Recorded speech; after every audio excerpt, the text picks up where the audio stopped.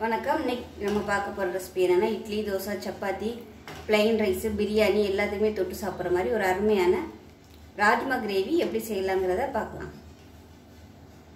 இப்போ பாருங்க எல்லாத்தையுமே நல்லா நைஸா அரைச்சாச்சு. இப்போ ஒரு கடாய் வச்சிருக்கேன். கடாய் சூடாகட்டும்.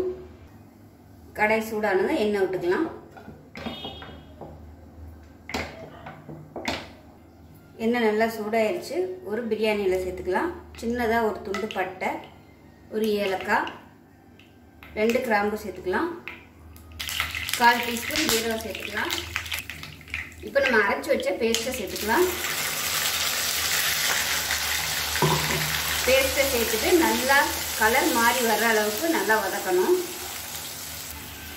இப்போ நம்ம போட்ட வெங்காயம், தக்காளி பேஸ்ட்டெல்லாம் நல்லா வதங்கி ஓரம்லாம் எண்ணெய் விட ஆரம்பிக்குது. கலருமே நல்லா மாறிடுச்சு பாருங்கள்.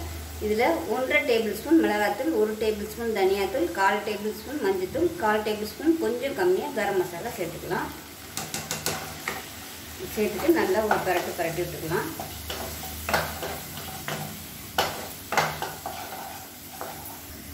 இப்போ இதுக்கு தேவையான உப்பு சேர்த்துக்கலாம். இந்த மசாலா வதங்கி எண்ணெய் பிரிஞ்சு வரணும். அடி பிடிக்கிற மாதிரி இருந்துச்சுன்னா எண்ணெய் இந்த ஸ்டேஜில் சேர்த்துக்கோங்க. இப்போ மசாலா நல்லா வதங்கிட்டு இருக்கு. இப்போ ராஜ்மா வேக வச்சதுல அந்த தண்ணியை கொஞ்சோண்டு எடுத்து ஊற்றிக்கலாம். ஒரு 3 கரண்டி அளவுக்கு ஊற்றிருக்கேன்.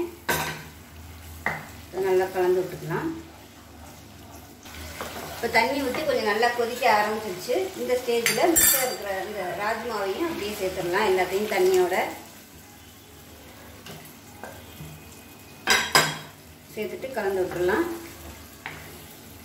நான் இன்றைக்கி எடுத்துருக்க அளவு பார்த்திங்கன்னா 1 கப் அளவு எடுத்திருக்கேன். 1 கப்புக்கு நான் சொல்லியிருக்க மெஷர்மெண்ட் இது கரெக்டாக இருக்கும். இதை விட அதிகமாக பண்ணுறதா இருந்தால் நீங்கள் நான் சொல்லியிருக்க அளவு அப்படியே டபுளாக எடுத்துக்கோங்க. இது நல்லா கொதிக்கட்டும். இப்போ நல்லா கொதிச்சுட்டு இருக்கு. இது ரொம்பவே கெட்டியாக இருக்குது. ஆறுச்சுன்னா ரொம்ப கெட்டியாயிரும். அதனால் கொஞ்சம் தண்ணி சேர்த்துக்கலாம். சுடு தண்ணியாக சேர்த்துக்கோங்க. இந்த மாதிரி சேர்க்குறதா இருந்தால் தண்ணி வேணுங்கிறத பார்த்து நீங்கள் அட்ஜஸ்ட் பண்ணிக்கோங்க. சப்பாத்திக்குன்னா கொஞ்சம் கெட்டியாக இருந்தால் தான் நல்லாயிருக்கும். இப்போ இது கரெக்டான கன்சிஸ்டன்சியில் இருக்குது. இப்போ இது கொதிக்கட்டும். இப்போ இது கொதிக்க ஆரம்பிக்கையில் 1 டீஸ்பூன் போல் கஸ்தூரி மேத்தி சேர்த்துக்கலாம். காய்ந்த வெந்தயக்கீரை இது சேர்த்திங்கன்னா நல்ல ஃப்ளேவராக இருக்கும். இல்லைன்னா விட்டுருங்க. ராஜ்மாவில் பார்த்திங்கன்னா அளவுக்கு அதிகமான ப்ரோட்டீன் சத்து அதிகமாக இருக்குது. சின்ன பிள்ளைகளுக்கெல்லாம் தாராளமாக அது கொடுக்கலாம். நல்ல ப்ரோட்டீன் சத்து கிடைக்கும். வளர்ச்சிக்கு நல்லா ஹெல்ப் பண்ணும். இது கொதிக்கட்டும். மூடி வச்சிடலாம். மீடியமான ஃப்ளேமில் கொதிக்கட்டும். இப்போ நல்லா ஒரு 2 நிமிஷமாக கொதிச்சுக்கிட்டு இருக்கு. எப்படி இருக்குன்னு பார்க்கலாம். பாருங்கள் எண்ணெயெல்லாம் மேலே வந்துருச்சு. இந்த ஸ்டேஜ் வரைக்கும் நல்லா கொதிக்க விடணும். இப்போ அமர்த்திடலாம். அவ்வளோதான். இட்லி, தோசை, சப்பாத்தி கூட அதுக்கு தொட்டு சாப்பிட்டோம்னா அவ்வளோ அருமையாக இருக்கும். புலாவ் ரெசிபிகளுக்கு இது சைடிஷாக வச்சுக்கலாம்.